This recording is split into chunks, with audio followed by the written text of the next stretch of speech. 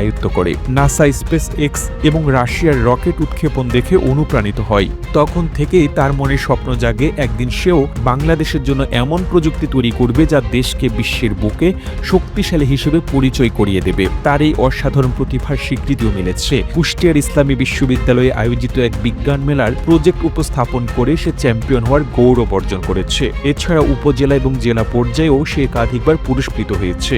আল কাসাবের এই পথ চলায় সবচেয়ে বড় সমর্থক তার বাবা মোহাম্মদ মোসাদ্দেক হাসান এবং তার বিদ্যালয়। পরিবারের আর্থিক সীমাবদ্ধতা থাকা সত্ত্বেও তার বাবা সাধ্যমতো যন্ত্রাংশ কিনে দিয়ে ছেলের স্বপ্নকে এগিয়ে নিয়ে যাচ্ছেন। তবে বড় স্বপ্ন পূরণের জন্য আরো উন্নত যন্ত্রপাতির প্রয়োজন। আল কাসাবের একটি 3D প্রিন্টার এবং আরো শক্তিশালী কম্পিউটারের খুব দরকার, যা দিয়ে সে তার উদ্ভাবনগুলোকে আরো উন্নত করতে পারবে। তার স্বপ্ন ভবিষ্যতে রকেট সায়েন্স নিয়ে বিদেশে উচ্চশিক্ষা গ্রহণ করে দেশে ফিরে এসে বাংলাদেশের প্রতিরক্ষা ও মহাকাশ গবেষণায় ভূমিকা রাখা।